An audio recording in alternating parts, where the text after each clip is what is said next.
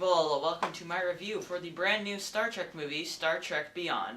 Now, Star Trek Beyond stars Chris Pine, Zachary Quinto, Anton Yelchin, Idris Elba, John Chow, Carl Urban, Zoe Saldana. It stars a lot of people. There are a lot of people. This is a very full cast, and it is the third it's the third part of the rebooted Star Trek series. The first one, just simply called Star Trek, is a movie I love. I did reviews for those earlier. If you didn't see those, link is in the description. So I love Star Trek. Star Trek Into Darkness is a step down, but it's still a movie I really, really like. So this movie I was really excited for. I was the rare person that actually liked the marketing campaign. I really liked the first trailer. I thought the second trailer was okay. Liked the third trailer, and the fourth one I thought was fine. So I was actually pretty excited for this movie just because I really like the rebooted Star Trek series. And I can say that this movie is pretty good. It's a pretty good movie. Not as good as I was expecting, and it does follow the downward trajectory of the rebooted series. But it's still a movie that I really, really do like.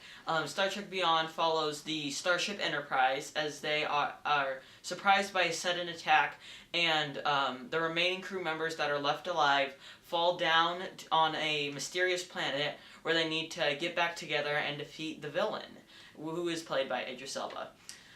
Alright, let's just start into the goods of this movie, the CGI. I know I said that about the first and the second, but yet again I need to rephrase. The CGI is just terrific. It looks so similar to space, and it's the kind of effects that I can see holding up for the next 20 to 30 years, because they don't capitalize on the effects. They're obviously there, but they don't capitalize on them, and that's what I really, really like.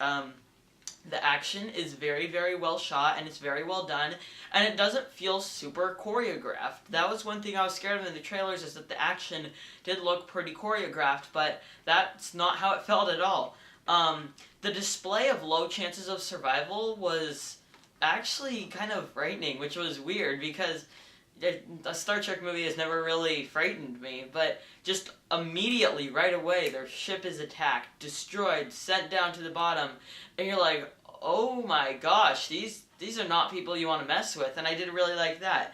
The groups of two, they make a few groups of two, like when the people crash, and then they usually put people in groups of two, such as Bones and Spock, Carl Urban's character, and Zoe Saldana's character, and those groups of two did work really well. And the use of the song Sabotage, people didn't like that in the trailer. I personally found them crazy, but I did really, really like it in this trailer. Now this movie does have some bads. The comedy that they attempt does not work at all. I didn't laugh at any of it. I thought it was by far the weakest part of the movie. The movie also feels very uneven and sort of lackluster at times. It feels kinda dull. And that was really, really down for me because the first Star Trek is full of confidence.